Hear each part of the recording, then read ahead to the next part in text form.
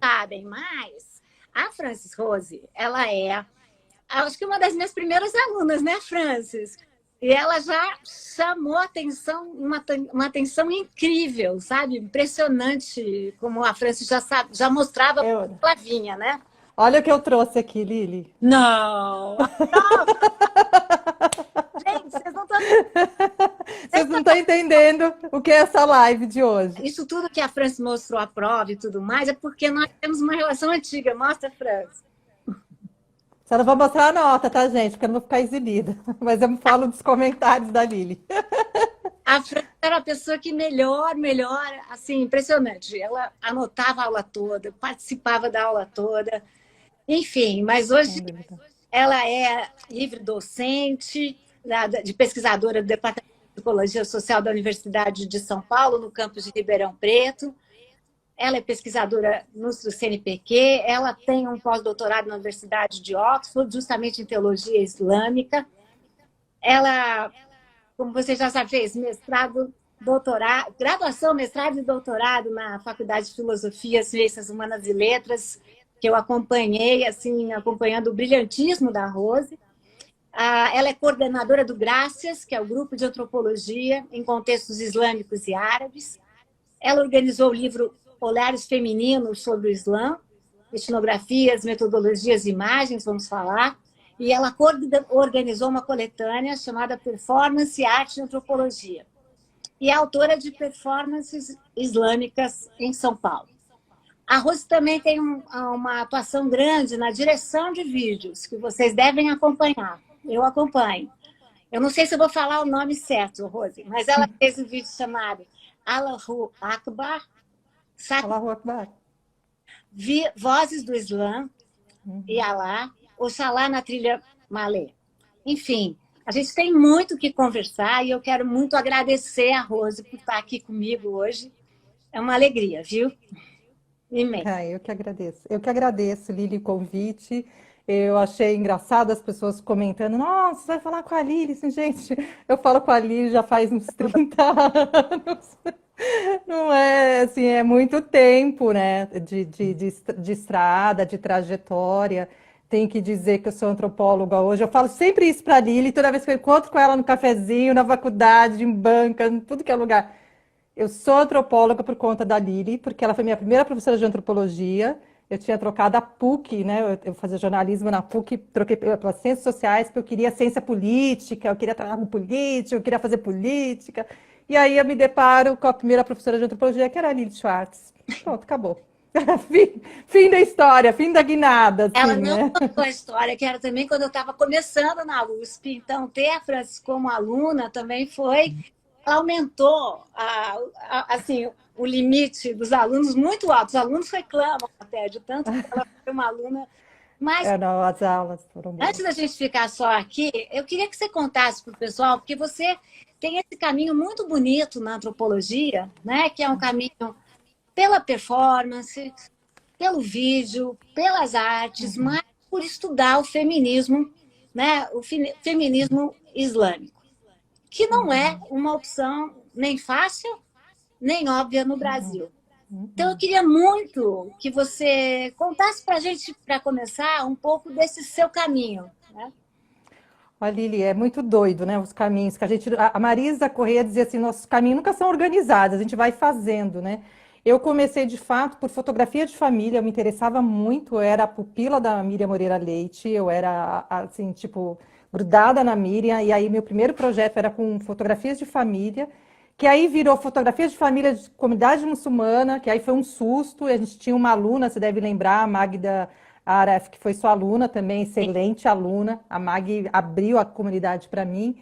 Isso em 98. Aí eram só árabes naquele tempo que eu estudava. Era uma comunidade árabe, né? Ali com a Mag, no Paris. E aí eu comecei a ter necessidade de entender a oralidade, da oralidade para performance. E aí, sendo orientada da Silvia, os temáticos, produção audiovisual. E olha, por incrível que pareça, eu nunca fui uma pesquisadora de gênero. Quem dizia que eu era pesquisadora de gênero era a Marisa Correia. Culpa tudo disso é a Marisa Correia. Deixa eu só Porque ela me chama. nota de observação. Marisa Correia é uma antropóloga que faleceu recentemente do grupo Pagu, da Unicamp, que tem uma importância imensa nessa área no Brasil. Miriam Moreira Leite, uma historiadora, É verdade. um trabalho formidável com fotografias de famílias.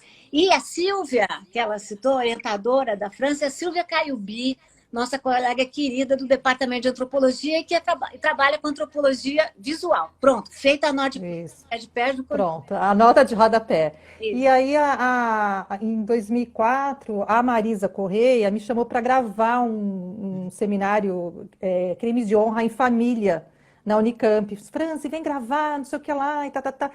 E para todo mundo que estava lá, ela pensava, a Franci estuda gênero, a Franci estuda gênero e Islã. E eu, não. Mas aí, tá, então, isso do gênero. E aí, a partir daí, eu comecei, bom, se a Marisa está dizendo, é que eu preciso estar olhando para isso.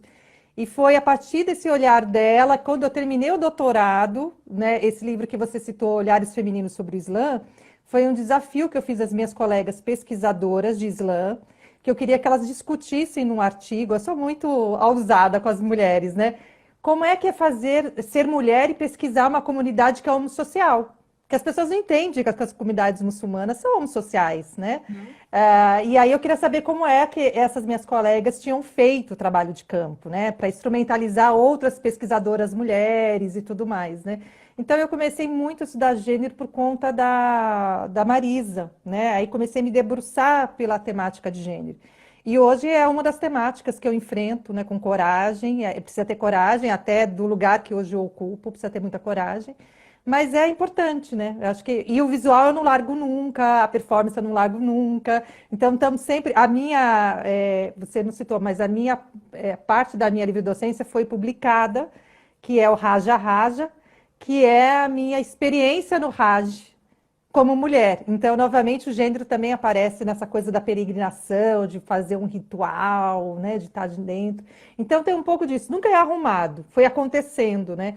Eu acho que o fato de estar na FEFELESH, de estar nessa USP aberta, de cruzar com o John Dawson, que é professor de performance, de ter a Regina Miller na Unicamp, que me recebe num Prodoc. Então, tudo isso vai formando essa pesquisadora, né? Eu sempre vou ouvindo, né? E assim, apaixonada por tudo, por todos, né?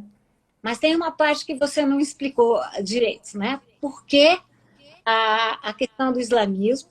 E a Frances Rose, se vocês forem acompanhar no Instagram dela, vocês podem ver uma parte maravilhosa que é quando ela, né, fez a sua peregrinação, né? Foi estudar culinária, estudar as mulheres, claro, mas estudar os costumes, né? É muito bonito, né?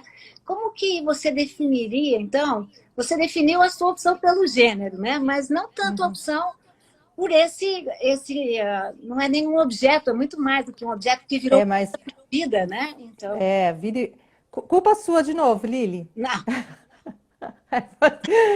Na sua disciplina de Antropologia 1, eu fiz as minhas amigas de uma vida toda. Uma delas, não sei se ela está assistindo, porque hoje ela mora no Chile, que é a Alejandra Osses, que foi sua aluna, que é minha amiga. Ela namorava um muçulmano. Olha. E era o amor da vida dela naquela época, não sei o quê, era o grande amor. Então, e eu entrei para o Islã, para pesquisar o Islã através desse amor, porque numa festa de criança, você sabe que eu casei muito cedo, tive filhos muito cedo, então eu vivia nas festas de criança com bebê, amamentando, fazendo faculdade, aquela coisa, a maternidade junto com a graduação. Eu tive 2 filhos, né? O Gabriel e o Dudu nasceram na graduação. E aí, uma dessas festas, eu conheci esse tal namorado muçulmano que ficou me falando. Eu passei 4 horas. Sabe aquele festa de criança que tem os monitores que ficam com seus filhos, que você fica, ai meu Deus, estou livre? Foi exatamente assim. Eu já tinha os 3, o João era super bebê, amamentava ainda, mas eu larguei com o pai. E eu peguei meu bloquinho e esse rapaz, né, muçulmano, começou a me falar tudo do Islã. Não cultua imagem, aí a coisa da imagem, quando ele falou assim, não cultua imagem? Como assim não cultua imagem? Ah, não tem representação, não tem representação. E eu trabalhando com fotografia, né? Mas como é que é fotografia? Ah, fotografia é assim, assado. Aí eu falei assim, pronto, saí de lá com meu projeto escrito. Olha, Um projeto de mestrado escrito, numa festa de criança. Por isso, mães, vocês que têm filho, não desistam nunca, que o projeto nasce naquela festinha de criança, através de um romance de uma amiga querida de faculdade. Enfim, são os acasos da vida, que não são acasos, mas coisas que acontecem, né, na nossa vida. E aí eu fui me debruçando cada vez mais. Eu tive a felicidade na minha qualificação de ter o prazer de ter a professora Aida Hanania Ramizah na minha banca, que, assim, destrinchou tudo para mim, né? Assim, eu sou grata à Aida até hoje, ela era professora titular já da Faculdade de Letras, né? Letras Orientais. Ela que foi orientanda do professor Elmi Nasser, né? Que fundou o Departamento de Letras Orientais, a quem eu tive o prazer de conhecer, né? Faleceu há uns 2 anos atrás. Então, assim, tudo vai, é uma pecinha, né? Vai juntando uma pecinha. Como que você pode pensar que um amor de uma amiga que me leva a conhecer esse namorado, que me leva a conhecer o Islã que eu conheço hoje? São os acasos. Rose, uma pergunta aqui. Nesse site, Sabe que Rose, você vive dizendo Rose, mas Rose é a Rose Satiko, lembra que a gente falava Lili, Rose é a Rose Satiko. eu não tenho a França e Rose. Vou tentar a Francis, vamos ver. São 30 anos fazendo a mesma tentativa. Não vai dar certo agora, né? Então, Francis, Rose, É que eu escuto a Satiko.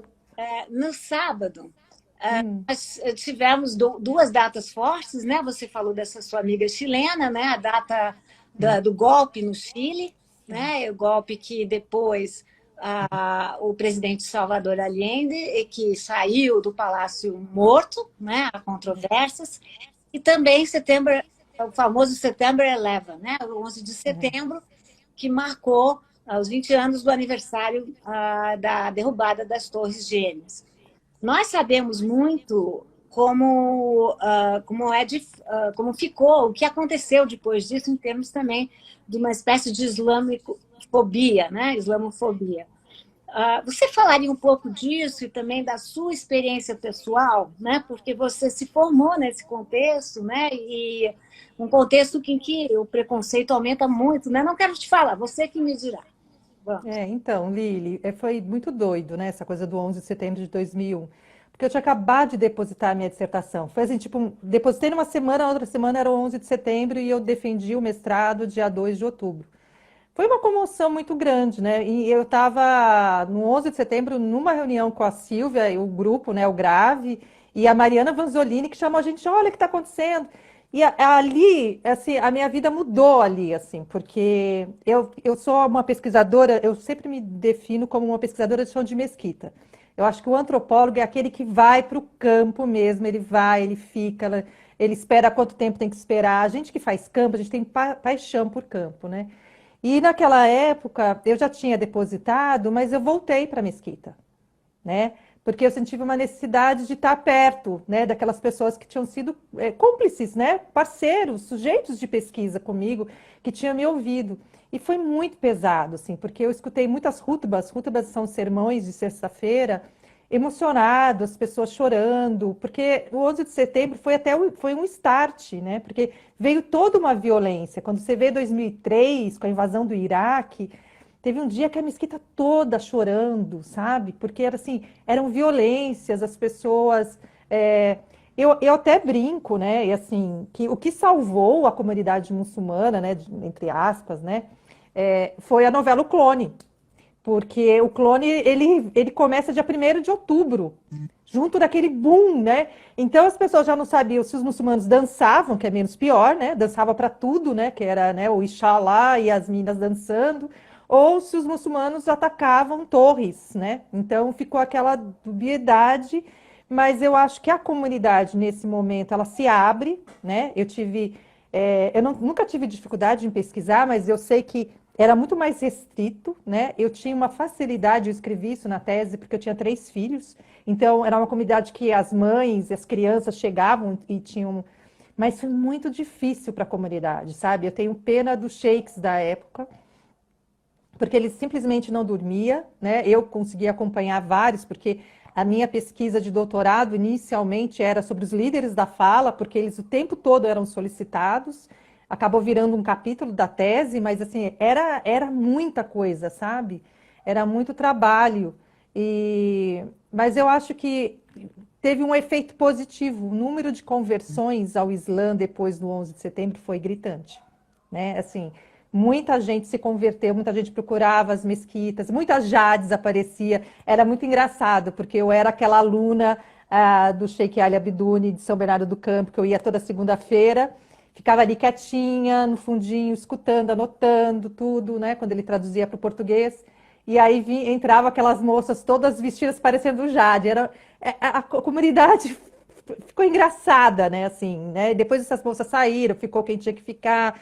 Enfim, virou a bola da vez, né? O Islã no Brasil virou a bola da vez. E eu falo Islã, né? Eu não falo islamismo, né? Eu faço essa distinção até para as pessoas, porque na academia, quando a gente fala islamismo, quando a gente vai traduzir para o francês, para o inglês, o islamismo vira o islã político. Então, por exemplo, a Irmandade Muçulmana, o Hamas, o Hezbollah, né? Até o Talibã, né? E aí vira-se essa dominação mais política. Então, eu falo do Islã, aprendi um pouco com a Aida, né?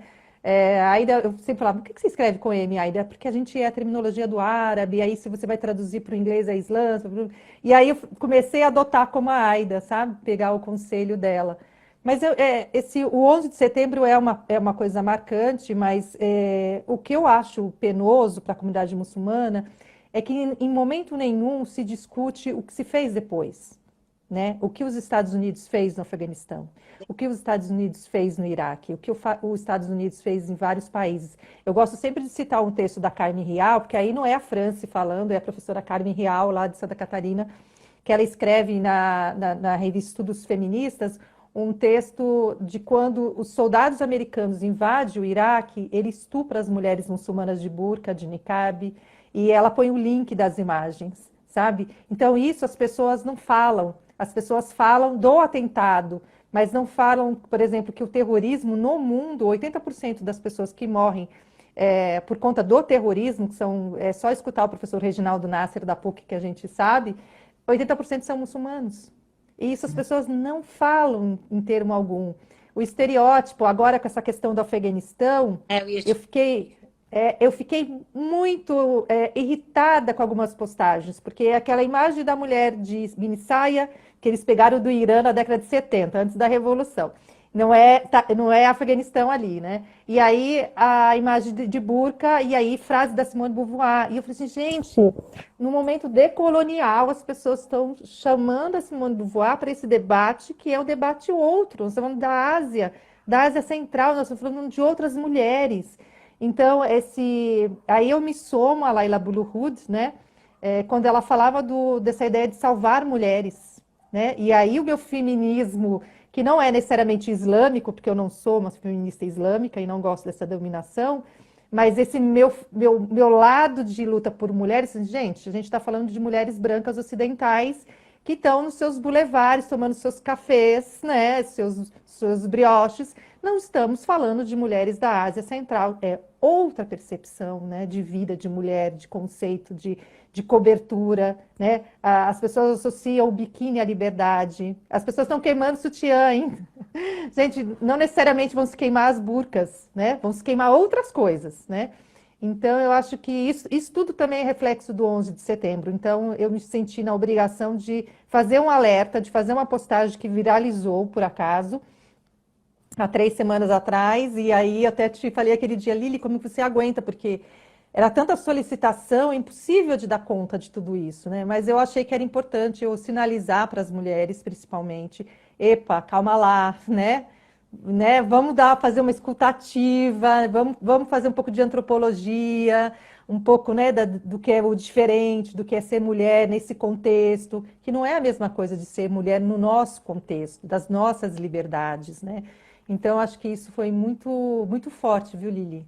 Tem sido muito forte agora com esses 20 anos, porque aí marcou 20 anos e nada é por acaso, porque o Talibã, ele não entrou, ai, gente, vou entrar porque está aberto. Não, isso aí tudo é uma negociação, todo mundo sabia, já estava no meio rural, já estava tudo combinado. Isso não tem um estranhamento, não tem estranhamento. O que tem estranhamento é saber efetivamente o que vai ser daqui por diante. Isso, estamos todas atentas, né? É, E uma coisa que eu chamei a atenção, só te cortando um minutinho, e que eu acho que é importantíssimo falar para as mulheres que são feministas, que estão na luta do feminismo, elas também. O Hawa é um grupo extremamente organizado, um livro sobre o Hawa, que é essa Associação de Mulheres Afegãs, caiu no meu colo na época da minha livre docência. uma avó beduína, né, do Marrocos me disse assim, você vai precisar disso. Ela me jogou no colo esse livro. E assim, 3 anos depois, eu falei assim, a avó beduína tinha razão, e eu ia precisar disso em algum momento. Então, assim, existe toda uma estratégia de trabalho, de luta, de reivindicação. Então, não dá para dizer, ai, coitadinha. Gente, parem de dizer que são coitadinhas, né? As agências, elas existem e elas são poderosas, né? Então, Desculpa. Francis, é mais para entender, porque tem se falado muito, você já introduziu a questão do Afeganistão, né?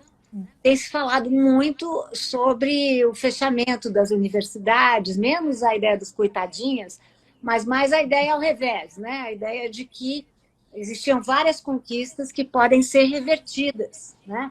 Eu Uhum, mesma analisei uma foto que também viralizou, você lembra? uhum, Mostrando a formação da cena, né? Ou seja, exatamente o que você está dizendo, como se fosse uma surpresa, todos eles, mostrando como tinha gente olhando, não havia mulheres, né? Isso é verdade. uhum, Eu queria te uhum, perguntar, você que conhece melhor, como você vê a situação, sem fazer o coitadismo, que você tem razão, uhum, também sem fazer uma leitura feminista ocidental para entender o mundo universal, que não existe. uhum, Mas vamos uhum, lá, houve um golpe, né? E uhum. o que a imprensa Eu ocidental. nem chamo de golpe.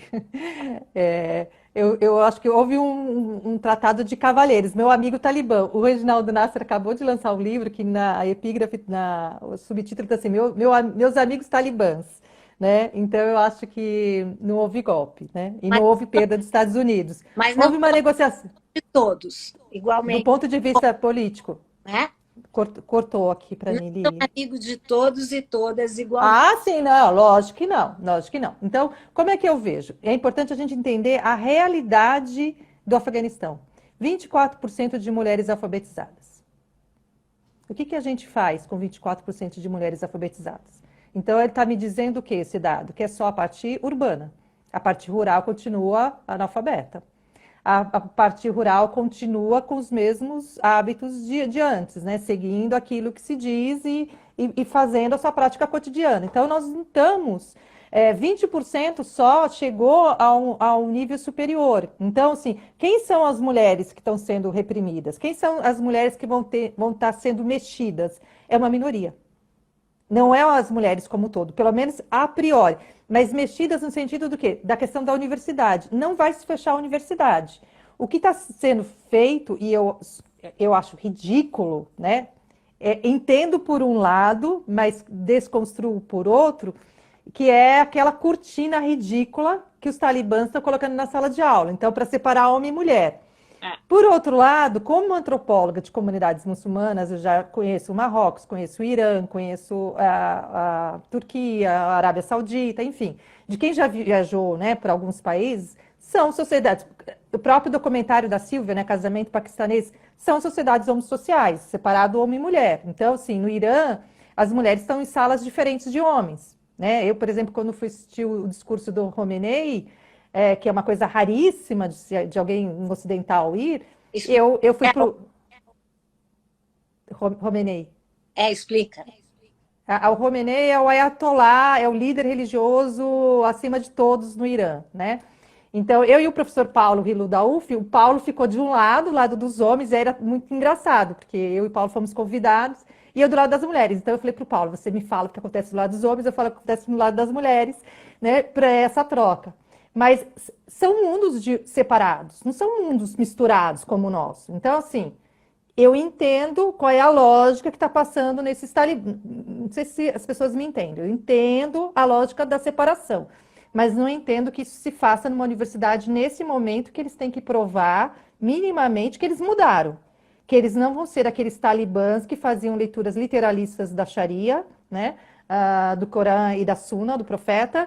Então eles vão ter que provar muito que eles mudaram, né? Então eu acho que isso tem que estar atento, né? Mas a gente tem que saber que, porque a ideia que se passa muito é que mudou a vida das mulheres, as mulheres estão numa vida que, né, gente, vocês não têm noção. Eu assisti um documentário agora recente do Guilherme Guim, não sei se vocês viram, sobre o Afeganistão, os drones jogados, né, os drones dos Estados Unidos jogaram tanta arma química que muitas crianças nos últimos 10 anos no Afeganistão nascem sem perna, nascem sem braço, nascem com hematomas. Ele mostra isso no documentário dele e ele entrevista várias mulheres da Hawa. Ele mostra as mulheres no campo, sabe, nas regiões rurais, né? Ele mostra uma outra realidade.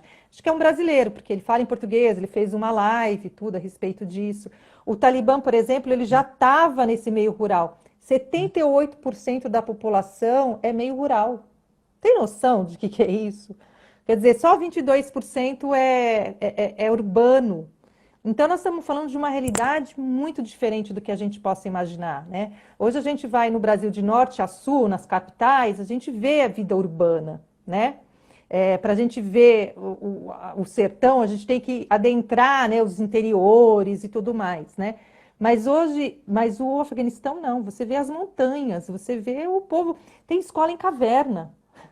Então é outro universo, e a gente tem que falar, né, do ópio, a gente tem que falar do lítio, a gente tem que falar que é a rota da... Você é historiadora, né, Lili? A gente tem que lembrar que é a rota da seda, a gente tem que pensar a questão econômica. Um livro que a Companhia das Letras publicou há muito tempo atrás, que eu amo, que eu sempre cito, está aqui embaixo do meu, que é a história, a filha do contador de histórias, é um livro belíssimo. Não é um livro, embora seja feita por uma jornalista, ali tem muita coisa de realidade, né, desse Afeganistão, ela traz, né, esse outro mundo, essa outra realidade. É uma sociedade ainda presa na questão da honra e na questão da modéstia, então, assim, ler Laila Bullahud é fundamental. Então, eu acho que a gente tem que fazer o filtro, fazer essa leitura via essas pesquisadoras árabes, asiáticas, americanas, né, europeias, mas que tem essa mistura. Ler um pouco eu gosto muito dela, esqueci agora, da Huria Abujad, né, desse colonialismo que a gente faz com essas mulheres e com esses grupos sociais. Uma coisa que me chama a atenção, e eu tenho falado nas minhas palestras, gente, o problema não é a burca.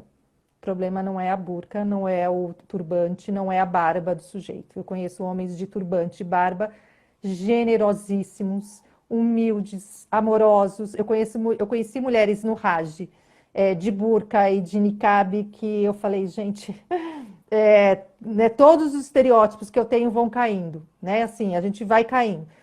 Então, a questão do senso de liberdade está em outro lugar, né? Então, me preocupa a retirada de direitos que a própria Sharia já dá a essas mulheres. Então, o direito a estudar, o direito a escolher o seu marido, o direito ao divórcio, o direito à herança. Então, o direito ao voto. Então, Rose, essa imagem, eu concordo, a Francis citou várias autoras, e só para dar uma traduzida para o pessoal, e também essa questão de que muitas vezes esse Oriente é uma produção do Ocidente, né? Nós lemos juntas um livro que eu recomendo a vocês também, do Edward Said, que se chama Orientalismo, que a tese é exatamente essa, que esse Oriente que nós construímos é um Oriente projetivo, e que foi criado pelo Ocidente para se diferenciar. Mas, então, muito se fala, por exemplo, sobre essa escravidão de mulheres promovida pelo Talibã. Ou seja, desse aliciamento de várias mulheres. Na sua concepção, isso não é verdade, isso não acontece, só para eu entender. Não, eu acho que pode até acontecer, sim. Eu não tô dizendo que isso não aconteça. Eu acho que violências de gênero no mundo islâmico acontecem como acontecem em mundos cristãos, judaicos, ateus, enfim, a violência... A gente tem um problema estrutural que é o machismo, que é o patriarcado, né, Lili? Não dá para negar isso existe em todos os contextos. Por isso que eu sempre falo, principalmente para as mulheres muçulmanas que falam comigo, assim, vai estudar Sharia, vai estudar como eu estudei, porque tem muita coisa que os homens dizem que não é verdade. Né? Tem muitos hadis, por exemplo, ensinamentos proféticos, que quando eu estudei em Oxford, que eu conversava com o professor Tarek, né? E dizia assim, professor, a tal hadi, assim, vou te mandar o hadi. Aí ele me mandava o hadi em francês, eu discutia com ele e tal. E ele falou assim, isso tem a ver, são vocês mulheres, ele dizia sempre para mim, são vocês mulheres que vão ter que desconstruir isso. Porque, na verdade, o poder da transmissão acabou ficando com os homens. A gente pensa que o Brasil, né, até 32 as mulheres não votavam. Pelo Islã, a mulher vota desde o advento do Islã. Né? Não está dizendo que a mulher não pode dirigir, não está dizendo que a mulher não pode isso, não pode aquilo. Então, tudo isso são construções que esse patriarcado vai colocando em cima das mulheres. Então, só que, por outro lado, nós que não vivemos ali, a gente desconhece, por exemplo, que o Egito, no século XVIII, já tinha os seus movimentos de mulheres. Só que não necessariamente chamava de movimento feminista. Se você pegar, por exemplo, o rei, como que ele chama? Abdullah, o próprio rei da década de 20 no Afeganistão, ele dizia, eu sou o rei do Afeganistão e a minha mulher, acho que é Soraya, esqueci o nome dela, minha esposa é a ministra da Educação. No século XX. Isso era o rei do Afeganistão na década de 20. Então, eu acho que a gente conhece pouco da história desses povos, né? Dos costumes desses povos, da maneira como esses povos lidam, né? Eu recentemente estive no Marrocos e aí aconteceu alguma situação lá e depois fiquei um tempo pensando, o que será que... E aí eu fui pensar, isso tem a ver com o modo como eles lidam com determinadas mulheres. Por exemplo, nessa viagem que eu falei do Irã, eu gosto sempre de contar, eu fui para o Irã e eu encontrei com o Paulo Rilu, lá da UF, em Dubai. E a gente Federal Fluminense. Então, Universidade Federal Fluminense, que é antropólogo, estuda comunidades islâmicas. E aí foi muito engraçado, porque quando eu cheguei no Irã, os homens não olhavam para mim, eu cheguei junto com o Paulo. Os homens não olhavam para mim, eles pediam passaporte para ele. E eu falei assim, Paulo, eles não vão olhar para mim? Acho que não. Eles estão achando que nós somos casados. Aí tudo, o chá, vinha o rapaz entregar o chá, servia, o Paulo não me servia. Então a gente começou a rir. Veio o taxista, pegou a mala dele assim, não acredito, ele não vai pegar a minha mala. Aí eu falei pro Paulo, vai lá, pega a minha mala, você é um cavalheiro. Então, assim, porque são relações da delicadeza. Eu não vou olhar para a mulher do outro, porque na cabeça deles não estava avisado porque por acaso eu e o Paulo acabamos pegando o segundo voo juntos. Porque eu saí de São Paulo e ele saiu do Rio. Então, quem está desavisado, quem não está acostumado com essa sociedade, acha que é uma indelicadeza. A gente ria, porque até a gente só teve a certeza que eles achavam que a gente era um casal quando nós chegamos no hotel e deu uma chave só. Aí o Paulo disse, não, são duas chaves. Uma para mim e outra para ela. Então, assim, aí você percebe, né, que é o respeito, de que você não olha para a esposa do outro. Enfim, vamos dizer, é machista, é patriarcal? Assim, é da sociedade. A comunidade muçulmana, ela é diferente em cada lugar, em cada contexto, né? Então, acho que isso tem as suas singularidades. Agora, você imagina numa montanha, imagina no meio rural, né? Imagina onde mulheres são analfabetas. Elas não podem nem discutir o Alcorão, porque elas não leem. Como que elas vão discutir uma passagem do Alcorão se elas nem leem aquele Alcorão? Então, assim, é muito mais difícil, né? Então, precisa... E o Hawa, ele disse que são 24% das mulheres são alfabetizadas. Alfabetizadas. E com relação aos homens, quantos são alfabetizados? É mais ou menos a mesma média. Não é mais que isso. Mas no campo, é mais... mulher que não lê, o Alcorão, o marido também não lê, provavelmente. Muito pouco, muito pouco. E o conhecimento e a transmissão religiosa é mínima. Por isso que esses talibã significa estudante, né? Vem de taliba, estudante, né? Eles vão para as madraças. Madraças são o quê? São escolas alcorânicas. Elas são escolas religiosas, não necessariamente vão ensinar geografia, biologia, né? Vão estudar religião. Só que, assim, as pessoas não sabem que o Islã tem, pelo menos, 5 jurisprudências islâmicas. O que você tem, que são as minhas aulas de ciências islâmicas, né? Assim, você tem uma xiita, então a escola xiita, né? Então, por exemplo, ali no Afeganistão tem 4 etnias. Então, imagina, Brasil, quantas etnias indígenas nós temos? Milhares. No Afeganistão, que é desse tamanho, tem 4, né? Uma que é muito ligada aos xiitas, outras a Pashtun, que é da onde veio o Talibã, que é a maior. As pessoas não sabem, por exemplo, que foram as mulheres que construíram a burca muito antes do Islã, né? Foram elas que inventaram, né? Porque elas estavam em um lugar Imagina, eu fico imaginando o Pierre Clastres falando sobre isso, sabe? Quando vai falar dos índios Quaicutis e aquela mulherada que era minoria com um bando de homens e que pela separação da modéstia e da honra não queria olhar para os homens. Então inventa uma vestimenta que é uma cabana para sair sem ter que olhar para os homens. Quer dizer, é estranho, mas isso não está no Alcorão. Por exemplo, se você faz oração, você não cobre o rosto. Então está no Alcorão cobrir a cabeça, não pode cobrir mão, pode cobrir pé, entendeu? Assim, o rosto você não cobre para orar. Então isso já, certamente elas, na hora que elas vão fazer as orações delas, elas têm que tirar a burca e colocar um lenço comum. Então, isso tudo tem construções aí, camadas de significado, de construção dessa vestimenta. Por que essa vestimenta? É uma vestimenta muito presente na Ásia Central. Você não vai encontrar essa vestimenta em outros lugares, a não ser, assim, né, uma aqui, outra ali, mas ela tem uma presença naquela região. Por exemplo, a gente que estuda Islã, a gente olha para a mulher, como ela está vestida, a gente sabe se ela é síria, se ela é turca, se ela é do Irã. Por exemplo, o Irã tem o chador, né, que é aquele manto preto, mas lá as moças, o cabelo está praticamente de fora, ela tem um lenço jogado. Paquistão, idem. Paquistão, o cabelo está praticamente de fora, né? Lembra lá da Benazir Bhutto? Então, tem uma coisa do contexto cultural, né? E tem a leitura que muitas fazem de que você tem que cobrir o cabelo todo, né? Então, vamos falar um pouquinho disso e da sua opção também.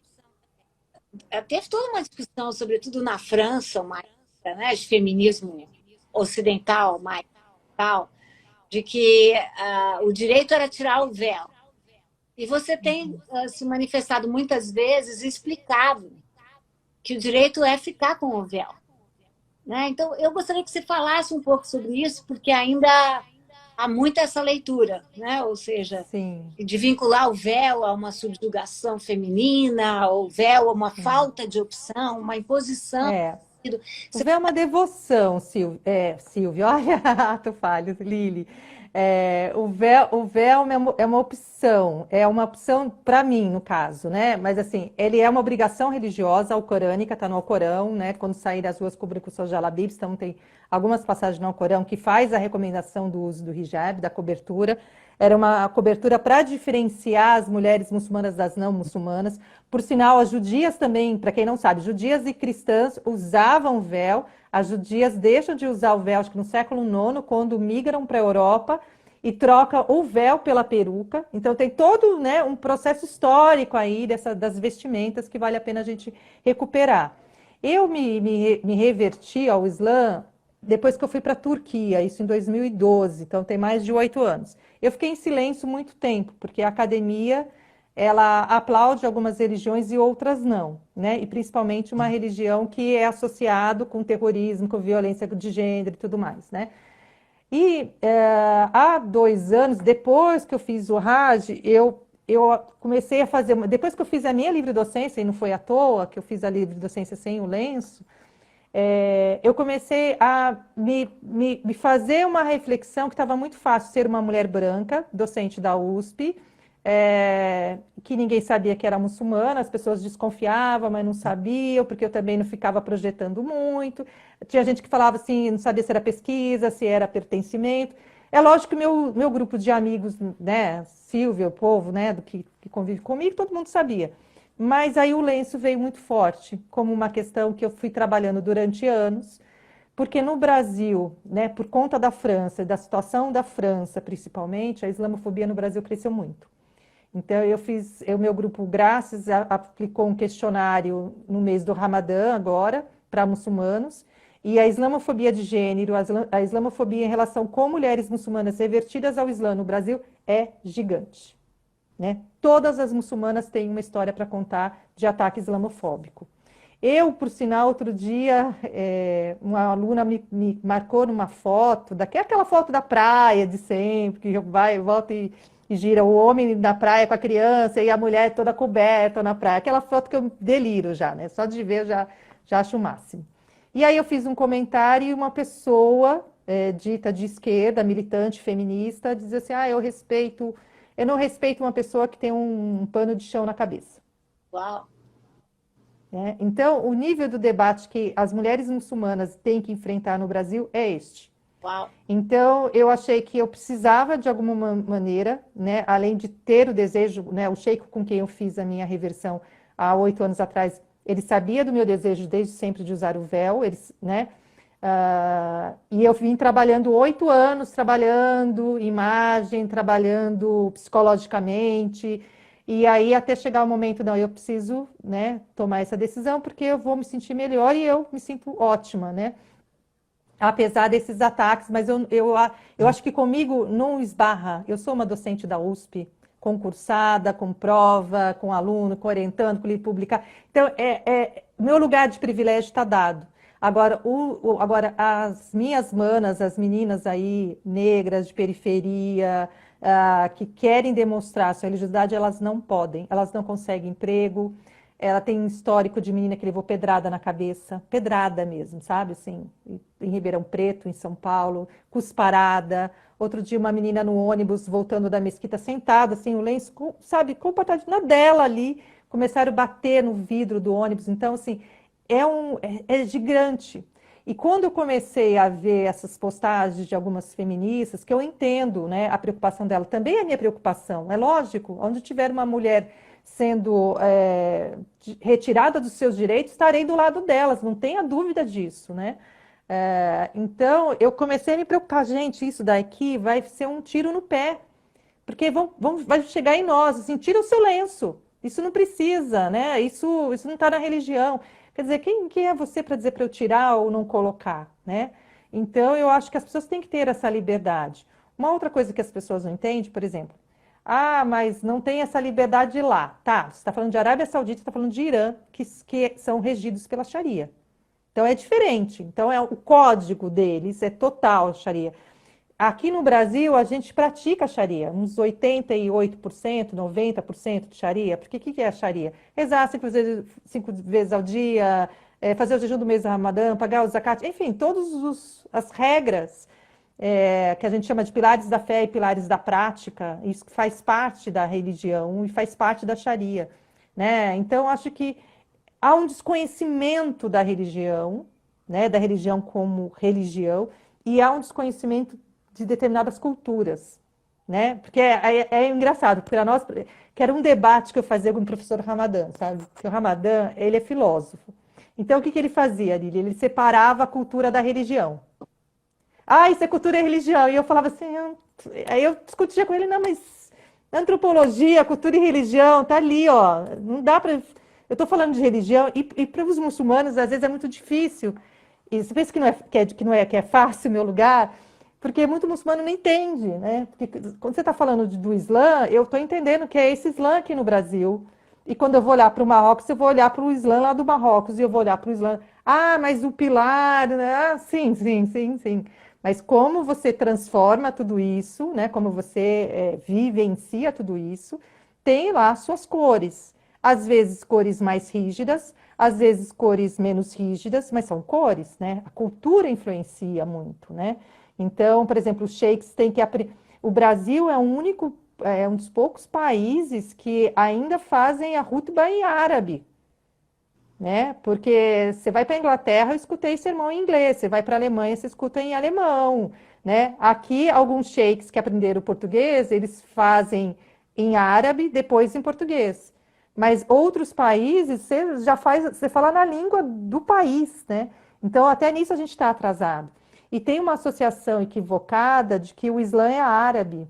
O Islã é asiático, gente, viu? Desculpa aí enganar vocês, mas o Islã é completamente asiático, depois africano e por último árabe, né? Quem faz o Hajj vê muito mais africano do que árabe, por exemplo, no Hajj. Então, é uma associação também, nem todo árabe é muçulmano, nem todo muçulmano é árabe. Aqui tem uma presença grande de árabes, alhamdulillah, porque foram os árabes que de certa forma, montaram as mesquitas, mas aí o que fizeram historicamente? Apagar os malês. É. Pagaram os malês, né? Balês não existiram, né? E aí aquela coisa, quando eu comecei a fazer o documentário dos malês, eu fui achando as histórias. E quem é que me conta mais a história dos malês? A Cici, da Casa PRVG. E ela dizia, o pai Fatumbi, né, que é o PRVG, dizia isso aqui é dos muçulmanos, isso aqui não é de candomblé, isso aqui é dos muçulmanos. Então, assim, até isso a gente apagou as histórias, né? Então, a associação virou Islã árabe, né? Para quem Tem quiser, gente falando que Afeganistão é árabe. Gente, Afeganistão é Ásia Central, por favor. quem quiser saber, tem um livro muito importante do João Reis, né, que justamente conta sobre Sim, a Revolução dos Malês, né, insurreição dos Malês que aconteceu em Salvador em 1835 e que pegou todos os proprietários de susto, né, porque eram populações ágrafas, né, sabiam ler, tinham os seus próprios, né, a sua própria seu vocabulário, a sua escrita, e os grandes proprietários não conseguiam ler, né, as mensagens que exatamente. apareceram escritas nas paredes. Né? Eu brinco com o João Reis, que é um professor da Universidade Federal da Bahia, Sim, primeiros pichos, né? Mas, enfim, como a França está falando, é uma influência muito grande e nós costumamos transformar o que é muito diferente, né, no que é muito igual. Então, eu queria voltar a uma questão que você já chamou a atenção, mas que seria importante quando você diz uma coisa. Eu não sofro tanto preconceito, porque eu sou uma professora da Universidade de São Paulo, mas as minhas amigas negras sofrem mais. Né? Estamos falando aqui de uma origem africana, propriamente dito. Né? Se não me engano, mais, pelo menos em Salvador, mais da Costa do Marfim, da África do Norte, sim. né? Uhum. Setentrional. Você falaria um pouquinho sobre essas diferenças e como você sente essas diferenças no momento presente e como isso, de alguma forma, também intersecciona com outro marcador, que é o marcador de raça no Brasil, né? Um país tão racista. Eu acho que isso é fundamental, né, Lili? A gente, eu acho que é tão bom a gente ficar discutindo o privilégio das pessoas brancas, né? Porque eu acho que eu entro, lendo outro dia, assim, às vezes fico me deparando, gente, eu fui racializada, né? Porque eu sou atacada, claro que eu sou atacada. E é claro que teve um silenciamento de algumas feministas brasileiras, eu digo isso claramente, elas que lutem para dizer o contrário, de que elas também me silenciaram por várias questões, né? Então, assim, eu senti um silêncio de algumas, né? Principalmente daquelas que não trabalham com religião. Porque as feministas que trabalham com religião, assim, opa, né? Assim, incorporou rapidinho e a gente está junto sempre, né? Mas eu senti um silenciamento dessas feministas, né? Tradicionais, de classe, entendeu? Porque continuam brancas, elas não são racializadas. Porque a partir do que eu pus o lenço, eu fui racializada. Então já é uma questão. Agora, eu continuo branca e eu continuo no privilégio de docente, professora associada, agora sabendo que virei associada a dois. Olha que chique, gente. Tá assim, né? E aí o que acontece? A gente vai mudando a classe social. Então, é diferente ser as mulheres muçulmanas. Então, eu posso te dizer assim: vamos fazer uma grade. As mulheres muçulmanas sofrem preconceito e intolerância religiosa no Brasil. Fato, tá. Mas existem as mulheres muçulmanas que são de família, que nasceram na religião, as nascidas, e elas têm uma estrutura, elas têm uma rede de apoio. Existem aquelas que, como eu, estão dentro de um registro de privilégio, que é uma docente da Universidade de São Paulo, que vai ter voz em algum lugar, né? E tem aquelas que não é de família muçulmana, que é de periferia, que tem que pegar ônibus, que tem que pegar trem, que tem que andar a pé. Então, essas sim são prejudicadas. Assim, e aí você vai chegando até as mulheres negras. Porque aí a racialização está completa. Então, a gente está falando exatamente de todos esses cruzamentos, e eu não posso ignorar esses cruzamentos. Nós estamos no processo agora de fazer o relatório da islamofobia no Brasil, e a gente vai chegar ali, né? Esse é o ponto. Existe a intolerância? Existe. Existe a falta de conhecimento? Existe. Então, assim, nem tudo eu acho que é islamofobia, nem tudo eu acho que é intolerância. Às vezes eu acho que é ignorância mesmo. O pessoal não sabe, a Entendi. pessoa não viu. Então, assim, é o desconhecimento. E eu entendo, porque é muita história. Outro dia eu fiz uma live com o José Arbex, que é um jornalista, professor da PUC, é uma figura, Arbex, né? E ele disse que ele teve no Afeganistão, acho que em 88, não lembro mais. E ele falou para uma mulher lá, perguntou: Nossa, mas por que você não tira isso, não sei o que lá? E fez um comentário qualquer. Ela disse assim: Escuta, de onde você é? Do Brasil. Quantos anos de história você tem? Ah, uns 500 anos. Pois é, a gente tem trocentos milhões de histórias. Então é assim, né? É disso que a gente está falando, né? A gente tem a nossa história em relação a outros povos, ela é muito pequena, né? Então é fácil a gente querer mudar as coisas aqui, né? Fácil, entre aspas, né? E, por outro lado, a gente reproduz, né, o mesmo preconceito racial que temos por outros motivos, então você reproduz Sim, igualmente. Bom, igualmente. a gente está quase terminando, mas eu queria te perguntar uma coisa. Que você destacaria para as pessoas que estão nos ouvindo como uma característica que te levou ao Islã, uma característica humana, filosófica, e o que você destacaria também no seu percurso, não para essencializar, é claro, mas como um valor, digamos assim, se é que eu posso falar em feminismo islâmico, né? Não sei se o termo feminismo pode ser usado ou não, né? O feminismo do Islã, né? Talvez é melhor. Uhum. Você me ensina para que as pessoas que estão aqui, que têm muito pouco conhecimento, possam aprender contigo e aí enveredar nesse caminho da boa informação, né? Não da islamofobia ou esse tipo de preconceito que é tão comum na nossa sociedade, né? Cada vez mais intolerante de uma forma geral. Pois é. É. Eu vou começar pelo feminismo islâmico, que é mais fácil. Então, é feminismo islâmico, sim, que foi um nome dado pelas feministas ocidentais, mas também há outras categorias, né? A Saba Mahmood, quando ela fala do revivalismo islâmico, ela em nenhum momento fala em feminismo islâmico. A Asma Barlas, que é outra pesquisadora, ela não fala, ela não se denomina uma feminista islâmica, mas ela diz: nós precisamos ler novamente o Alcorão nessa perspectiva feminina. E a Mina Vadut, ela vai falar de feminismo islâmico e ela vai revolucionar, e ela vai trazer outros conceitos. Então, feminismo são feminismos islâmicos, né? Assim, então, são maneiras de ler. Eu vi, acho que não sei se foi a Laila Bulhud que ela escreveu que o feminismo islâmico é a filha não querida do Islã político, uma coisa assim, né? É. Então veio o Islã político, então o feminismo é aquela filha não querida, né? Assim. Isso é uma. E aí, vários autores, só me seguir que eu vou colocando aí, vou passando para vocês, autoras. Agora, meu pertencimento, eu sempre tive. Se a Maria Lúcia Montes estivesse aqui, ela entenderia. Maria Maria Lúcia Montes foi.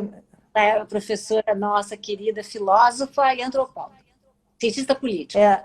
É, ela, por sinal, foi uma das primeiras pessoas a saber da minha reversão. E ela disse: uma filha de Ançã tem um padrão religioso desde sempre. Foi as palavras da Maria Lúcia, né? E eu sempre tive um padrão religioso, sempre fui uma pessoa religiosa, desde sempre, desde criança, desde. E o Islã, ele tem uma coisa do sutil, da beleza, da poesia, da recitação do Corão, né? Que tudo que a gente faz, a gente fala Bismillah. Não, então, assim, isso eu levo para mim. Então, eu vou iniciar uma live e falar Bismillah, que é em nome de Deus. Então, isso me dá uma força, me dá uma sensação de que eu estou em paz, né? Depois que eu me converti, a minha ansiedade em relação às coisas que eu tive que encarar, assim, tem um decreto. Se tiver que acontecer, acontece. Então, assim, tudo que passa de ruim, de bom, o muçulmano vai falar Alhamdulillah. Então, assim, eu acho que foi o 11 de setembro, eu acho que foram aquelas pessoas, foi a convivência com sheiks, eu tive sheiks na minha caminhada, assim, né, Sher Jihad, Sher Ali Abduni, o Sher Rodrigo que mandou um salam para você. Na verdade, eu tenho uma lista de pessoas para manda beijo para Lili, manda beijo. A comunidade muçulmana te segue, viu, Lili? Só para te dizer, assim, um monte de muçulmano escrevendo, Feliz, muito feliz. mandando um monte de salam para você e tudo mais. Mas essa paz, sabe? Porque Islã significa paz. Então eu encontrei a paz.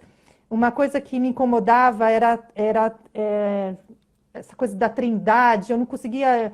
E aí eu descobri que tem Jesus no Islã, eu descobri que tem Maria, que tem um capítulo falando de Maria, que o profeta Jesus está ali. Está todo mundo ali, José está ali, Abraão está ali, Moisés está ali. Moisés é mais citado no Alcorão que o profeta Muhammad. Então, assim, tá todo mundo que eu aprendi no catecismo estava ali. Então, eu me entreguei. E aí, o sentido que a Aida me ensinou, que ser muçulmano não é aquele que se submete, mas é aquele que se entrega. e eu fui entregue.